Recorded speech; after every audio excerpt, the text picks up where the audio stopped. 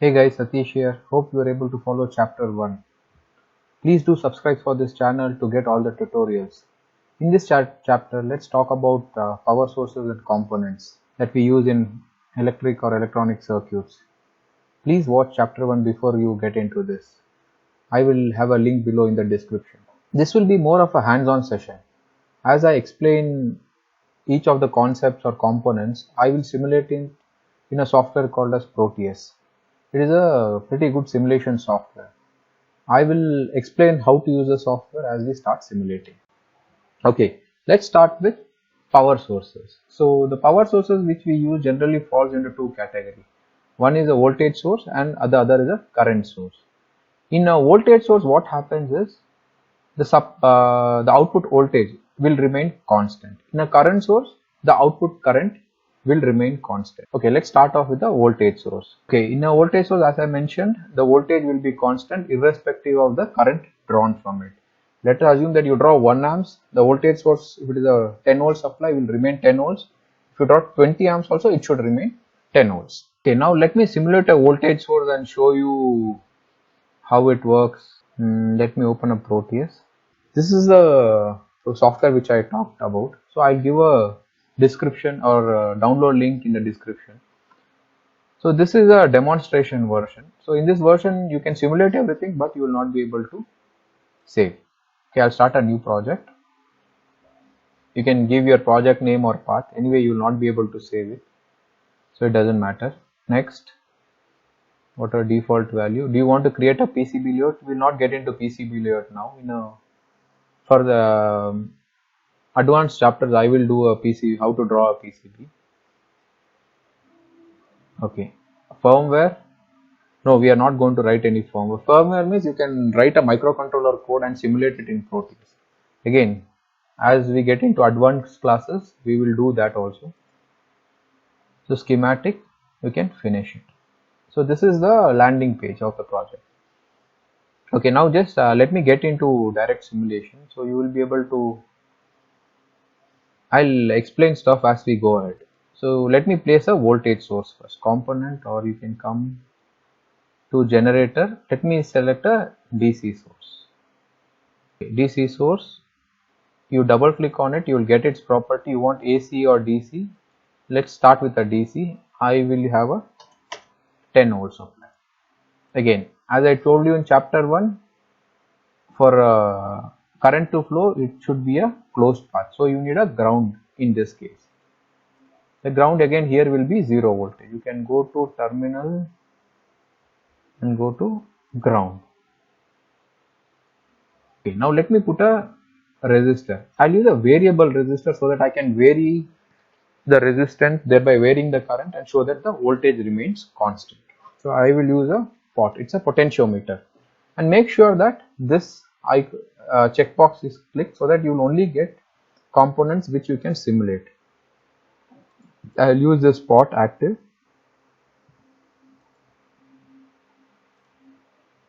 So once I place this, next time I move my cursor towards one of these points, it will become a wire. Let me zoom in here.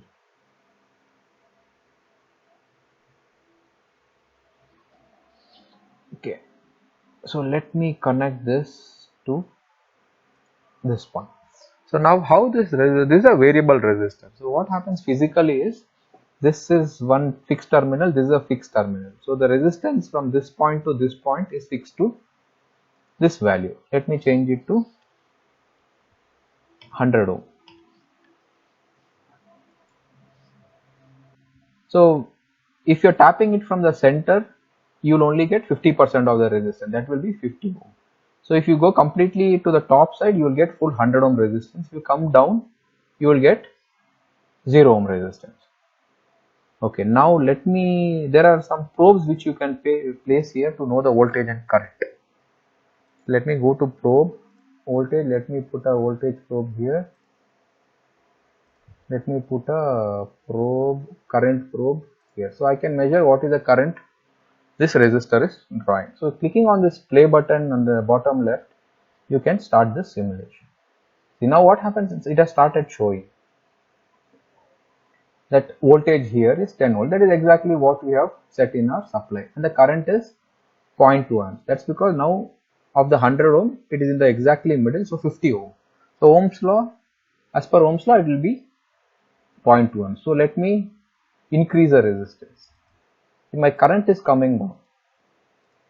My current from 0.2 has become 0.11, 0.1, yeah, but my voltage is still fixed to 10 volts. So if I reduce this, my current is increasing, but my voltage is still 10 volts. So now my current has become 100 amps, but my voltage is still 10 volts. This is an ideal voltage source, but this generally doesn't happen in practical your batteries and stuff like that. There will be a small drop because of all the internal resistance. Okay, now to stop the simulation, you can click here. So this can be AC or DC. So I've taken DC for simplicity, or else what will happen is I have to put an oscilloscope and show you how the waveform, AC waveform, becomes half the size. So that's about the voltage source. Voltage will remain constant irrespective of the current drawn from it. So current source, in current source what happens is, let's assume as in voltage source you set 5 volts. In current source if you set 1 amps, irrespective of whatever resistance or load you have connected, it will make sure that it is always delivering the 1 amps current, that is a set current. So how does it do? It is a varying voltage source which will vary the voltage to make sure that the current remains constant. Okay, let us simulate this and see. So you will have a better understanding of what I meant. So you can just we have stopped the simulation here. Double click on it. So it was DC. Let me change it to a current source and let me change it to 1 amps. And now let me start the simulation. See, now what has happened? The current is 1 amps. The voltage it is producing right now is 50 volts because the resistance is 50 ohm. As per Ohm's law, for 1 amps current with 50 ohm resistor, it should generate 50 volts. So let me increase the resistance. See, the current is not changing at all. The current is 1 amp. So what's happening is this current source, this source is increasing the voltage so that this current of 1 amps flows through the circuit. So let me reduce it. When if I reduce, the voltage is reducing, but the current remains constant. So basically a current source is a varying voltage source which will vary based on the load resistance so that the current remains constant. Hope you guys have understood about the voltage source and current source. Yeah, now let's look at resistor. Resistor is a component which will offer resistance to the flow of current. So basically what it means is, let's assume some 1 amps or x amps of current is flowing through a circuit. Now you want to reduce the current. So you can introduce a resistor in its series path, then the current will drop. We can calculate the magnitude of current by using Ohm's law. So now generally in circuits we can use resistor in two ways. One is to reduce the voltage and one is to reduce the current. First let's look at how to reduce the voltage. So we have to use two resistors connected in this fashion. So if we have V1 here, V2 at this point will be V1 into R2 divided by R1 plus R2. Now let's simulate and see this. Okay, again going back to, let's have a source. Let's have a 10 volt supply DC. Again we will need a return part, that is the ground. Let me select couple of resistance.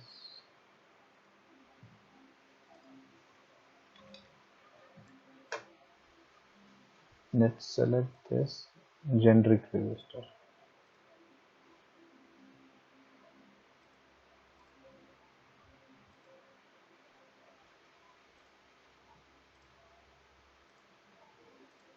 To rotate a component, the shortcut is plus. If you press plus, the component will rotate.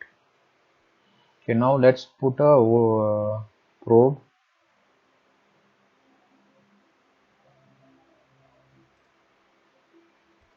This will be the input. This will be the output. So now if you want to reduce this to 5 volts, if you can use a formula, but basically if R1 and R2 are the same, if R1 is equal to R2, the voltage will divide by 2. Yeah, see the input is 12 and the output is 5 volts. So this way you can reduce the step down the voltage. Okay, let me show you. There is a disadvantage of reducing voltage like this. Let's have a 10 ohm resistor and a 10 ohm resistor. Let's also use a current probe.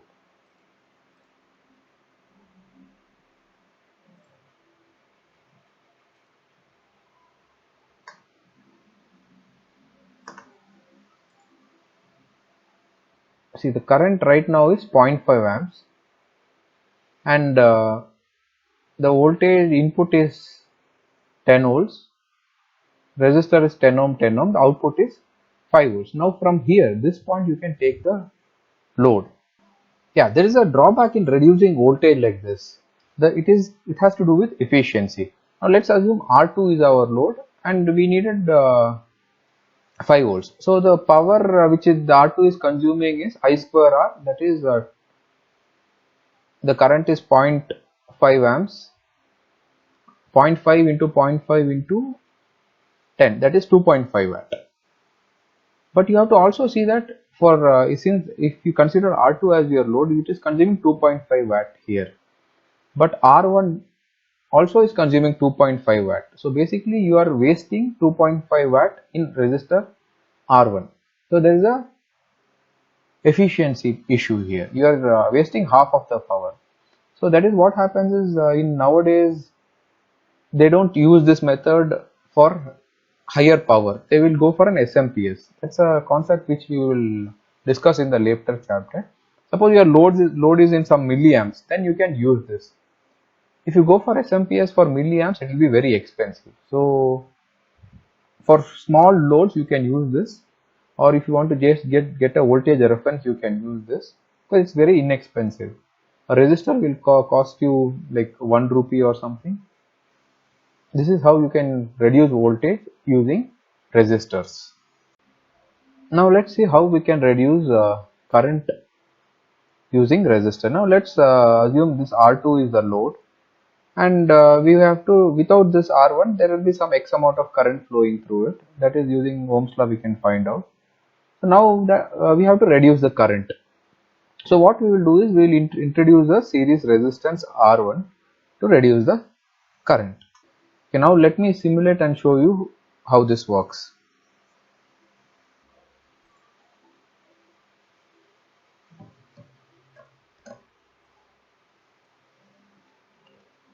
You have to select it and press delete.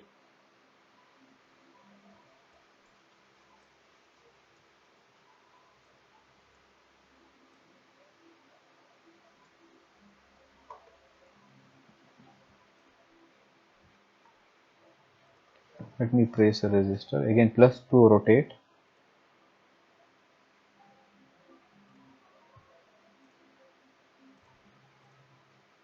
Let's assume this is a 10 ohm resistor and this is a 10 volt supply. Let me put a current probe. Okay, let's start the simulation. See, now the current is 1 amps. So now let's reduce it to 0.5 amps. So what we have to do is, as I told earlier, we have to put one more resistance in series.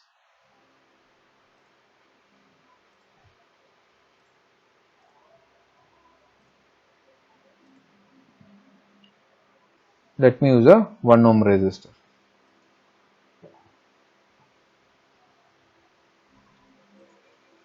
See, now the current has dropped to 0.9.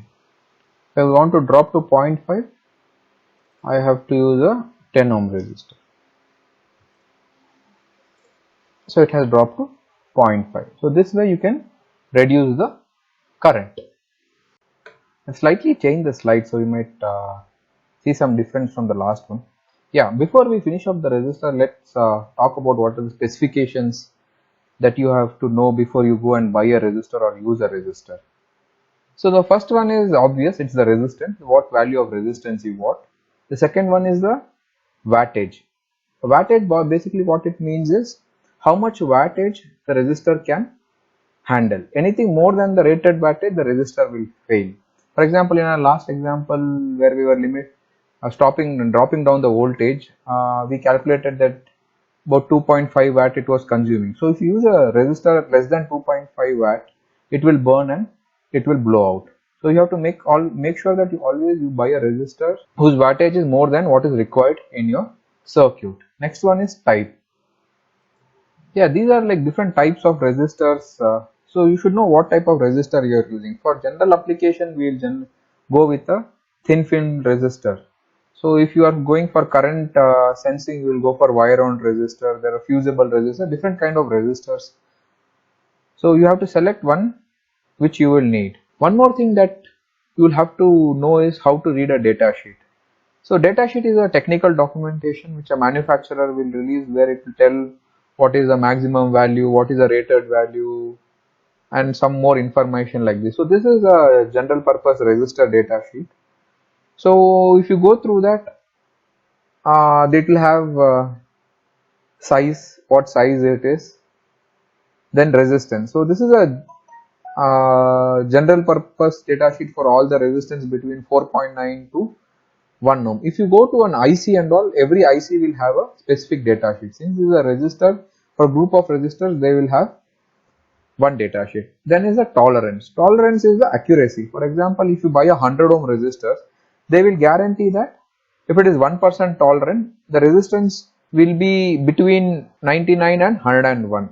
So you have to also specify what is the tolerance. If you have a 5% or 10% tolerance, there is a chance of having a 10% error.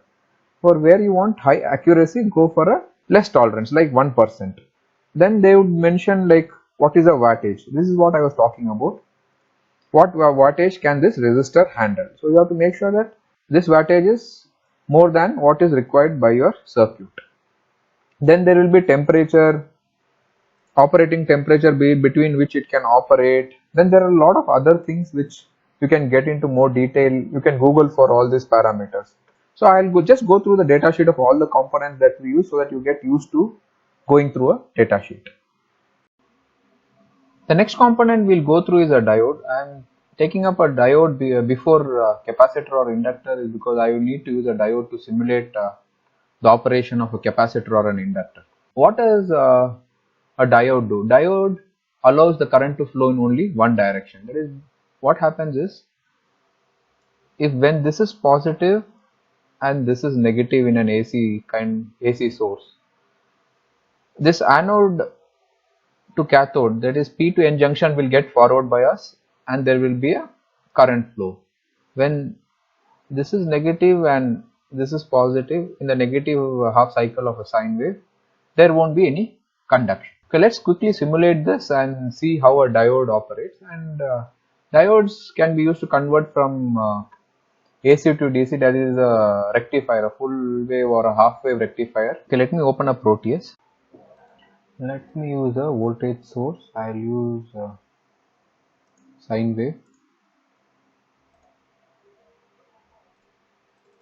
Here it will be sine, offset is 0, amplitude is 10, frequency is 50. Component from library, I'll use a diode.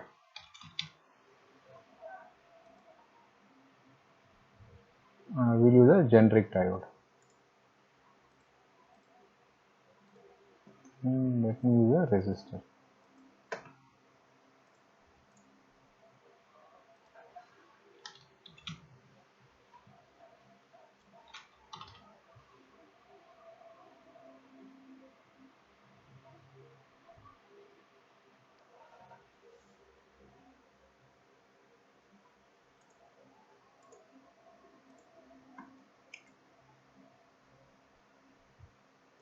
Ground.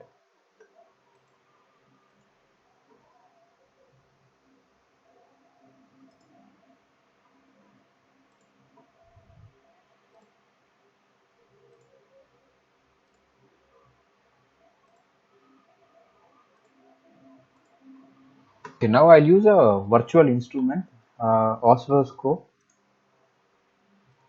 So let me connect one channel to the input, one channel after the diode. Let me start the simulation. So now here I'll give you a full detailed explanation of how to use the oscilloscope. Let me reduce the time. See, now you can see that yellow color, the first channel A is the input, channel B, that is blue color, is the output. So only during the positive half it has conducted and the negative half it has not conducted. So diode will only allow current to pass in one direction, that is when it gets forward bias. When it is in a reverse bias condition, it will not allow current to flow. Now let's have a look at the data sheet of the diode. So for data sheet, I go to this website called as Mouser Electronics. So it is a website where you can buy components. It's not in India, but this is a very good source to get all the data sheets. So you can enter. So for diode 1N4007 is a very commonly used diode for rectification. Let me select this. So here this will show you what is the price, manufacturer, and all these things. So we have come here for the data sheet. You can click for the data sheet. You can enter the number of any IC or anything. It will give you a data sheet and the pricing for that. So now this we are interested in looking at few of the parameters, like what is the voltage. The specification for a diode will be what will be the forward breakdown voltage, reverse breakdown voltage, amps, that is how many amps can it handle, the speed, and the package. Package, is it an SMD or through hole, or there are different kind of packages that are available. That now let's get back to the data sheet. If you come down, so here it is, we are looking at IN1007. So this is a silicon diode. So the forward voltage will be around 0.7 to 0.8 volts. So maximum it is 0.8, that is the forward drop. Then there is become reverse. So anything more than 1000 volts, this diode will conduct in the reverse direction. So this is called as reverse breakdown voltage. You would have studied about it. So this is RMS. So up to 700 volts AC you can use this diode. Now this is 1 amp. It has a capacity to pass 1 amps current. Anything more than that, it will heat and it will fail. Again, there is a temperature range and the package. So this is a package for that, and they'll mention what is the size, all these things. And this speed is with respect to the reverse recovery time. In some applications, you would want the diode to recover faster. Means when it is conducted in the forward direction, and there will be some current flowing through it, and suddenly when the diode is reverse biased, the current will flow in the reverse direction for a small period of time. So that time will be the reverse recovery time. For some application, it has to be extremely small. So you have to use a ultra fast recovery diodes.